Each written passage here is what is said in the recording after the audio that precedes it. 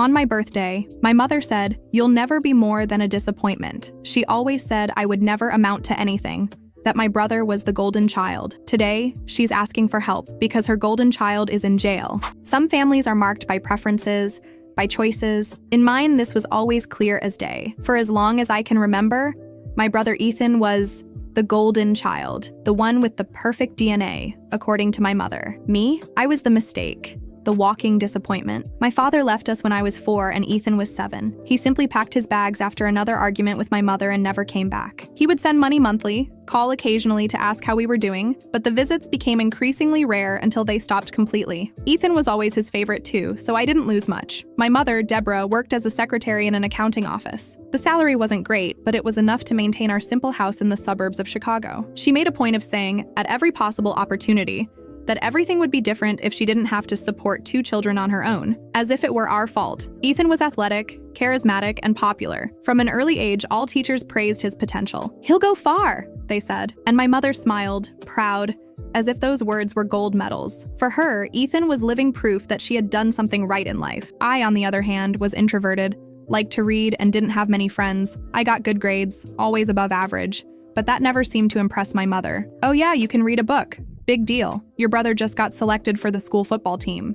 That's a real talent." The height of this differential treatment happened on my 15th birthday. I had dreamed of a small party, nothing extravagant. Just a few friends from school, a simple cake, maybe an improvised karaoke in the living room. Ethan had had a huge party when he turned 15, complete with a DJ and everything. That morning, I woke up excited. I found my mother in the kitchen drinking coffee. "Mom, about today's party." She looked at me as if I had just talked about aliens. "What party?" "My birthday. You said we could do something small, remember?" She huffed, rolling her eyes. "Amanda, do you really think we have money for this? Your brother has an important game today. I need to take him and stay there until the end. Besides, I just got the electricity bill, which is higher because of your habit of sleeping with the light on." I hadn't slept with the light on since I was 9, but she always used this against me. "But you promised. I've been waiting for weeks. And what do you want me to do?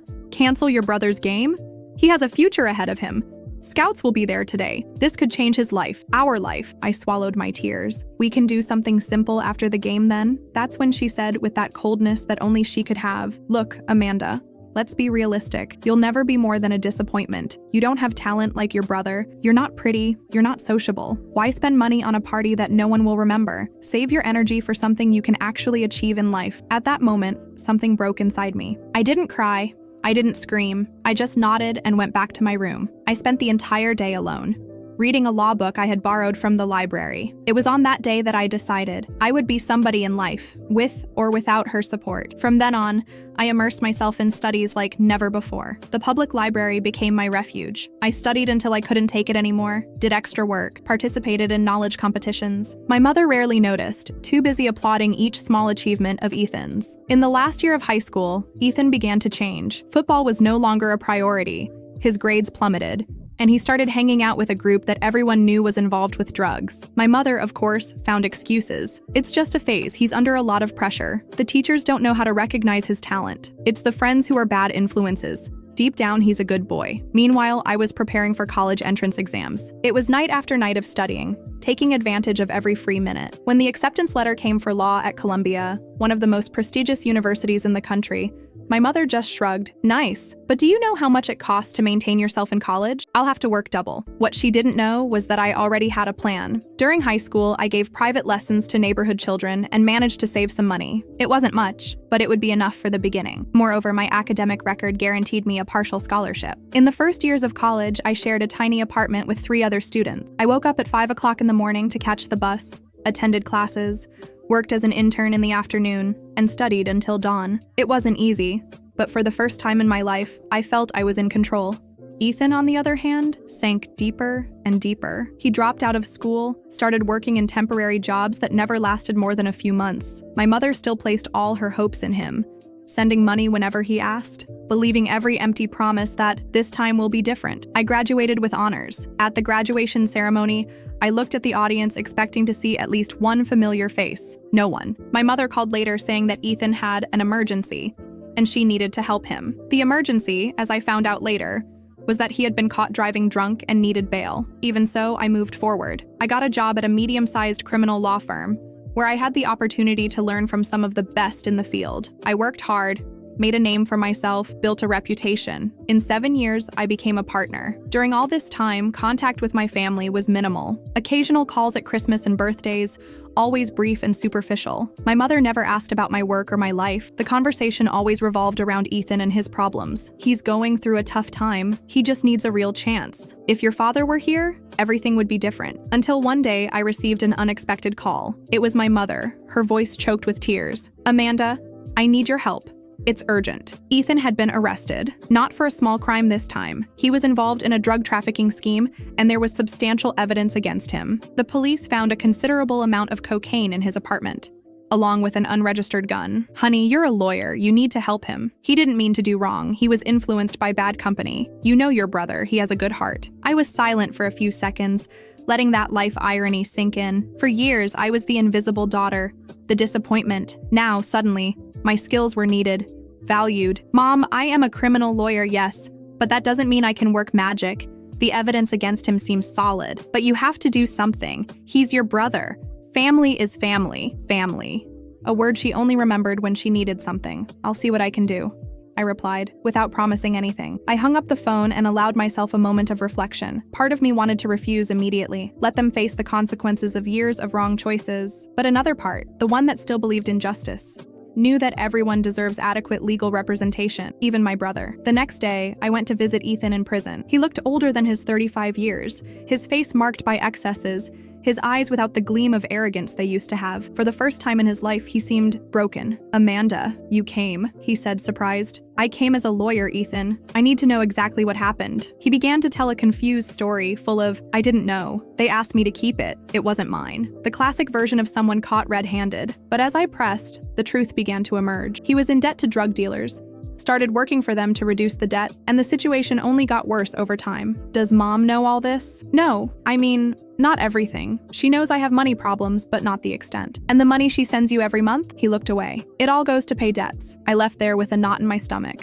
The situation was even worse than I imagined. Under American laws, Ethan faced a sentence of 5 to 15 years. The evidence was compelling, there were witnesses, the flagrante delicto was perfect. When my mother called me that night, she was anxious. "So, when are you going to get him out of there?" "Mom, it's not that simple. Ethan is facing serious charges, but you're a lawyer.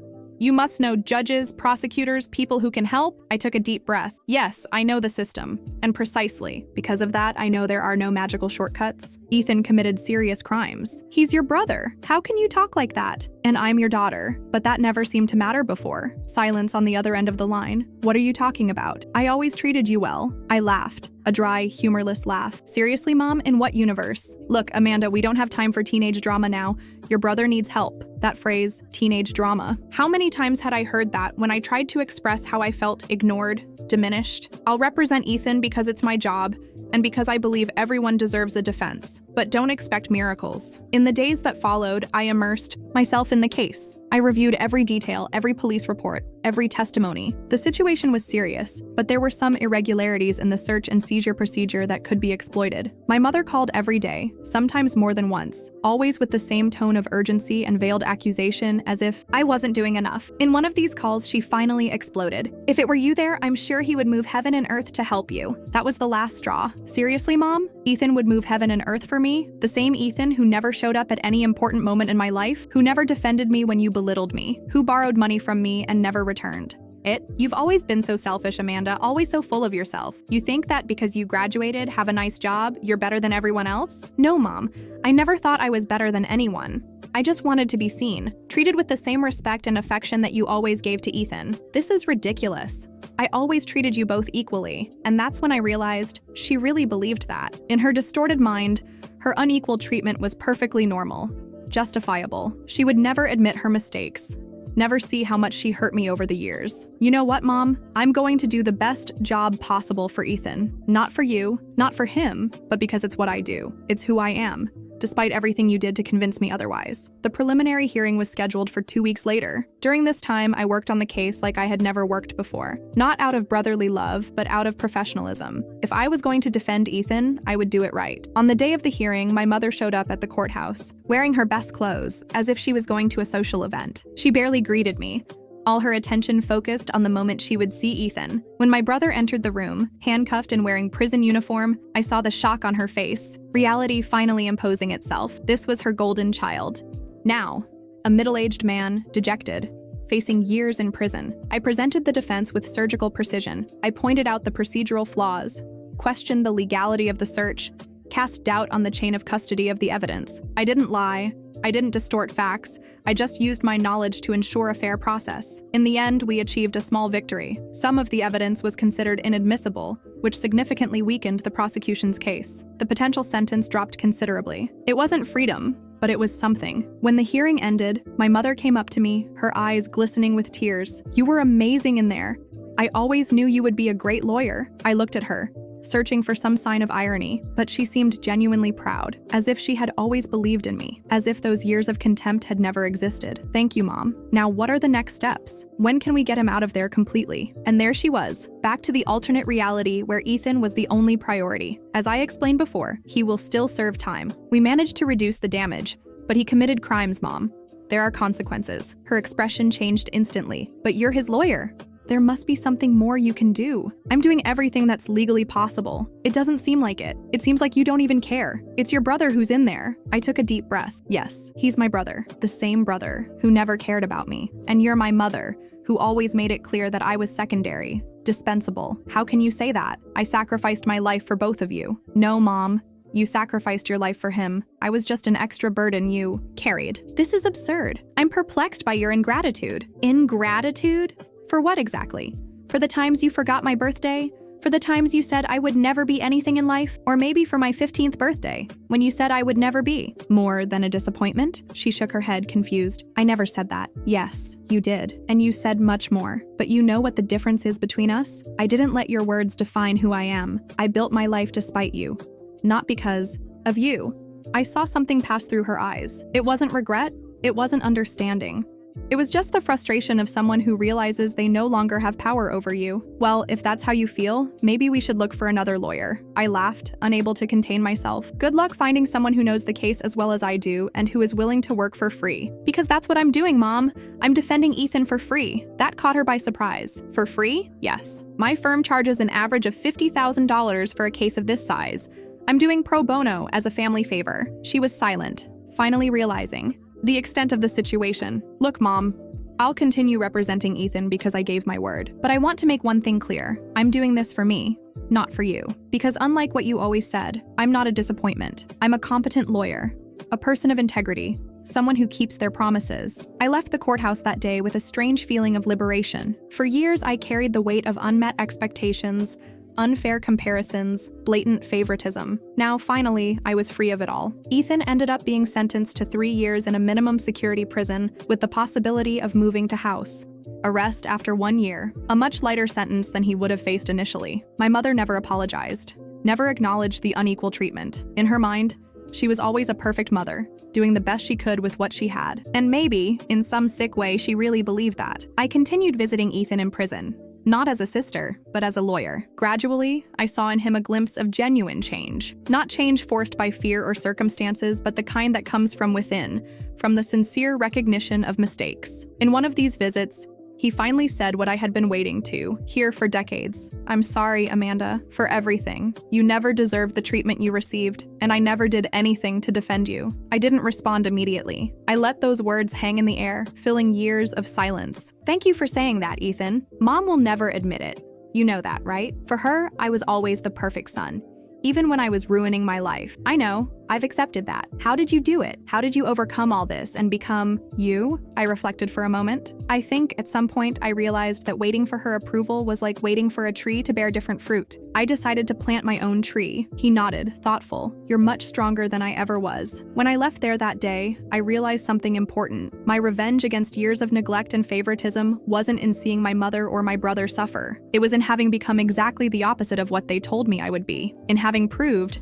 not to them, but to myself, that their words had no power over me. Today, I have my own law firm. I specialize in defending people who, like me once, were underestimated, ignored, put on the back burner, people whom society gave up on before even giving them a chance. My mother still calls from time to time, usually when she needs something. Never to ask how I am, never to acknowledge my achievements. And that's okay. I've learned that some people are incapable of admitting their mistakes, of seeing beyond their own distorted narratives. Ethan got out of prison 6 months ago. He's living in a small apartment that I helped rent, working as an administrative assistant at a company owned by a former client of mine. It's a modest restart, but an honest one. As for me, well, for someone who would never be more than a disappointment, I think I'm not doing too badly. I have a successful career, true friends, a life that I built brick by brick, decision by decision. And if there's one lesson I've learned in all this journey, it's that sometimes the best revenge against those who tried to diminish you isn't to make them suffer or fall. It's simply to live well,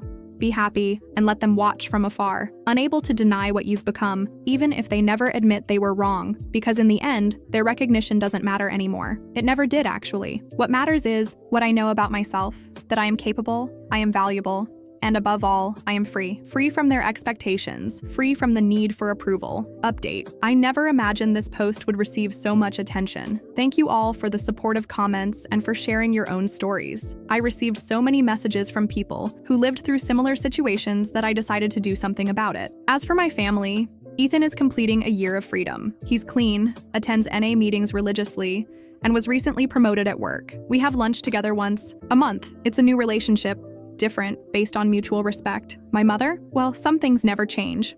After Ethan got out of prison, she went back to her usual pattern. He's the center of her universe. But now it doesn't affect me anymore. I've learned that I can't change others, only how I react to them. And my reaction is simply to move forward, building the future I chose for myself. And you, if you were in her place, what would you do differently? Leave your comment.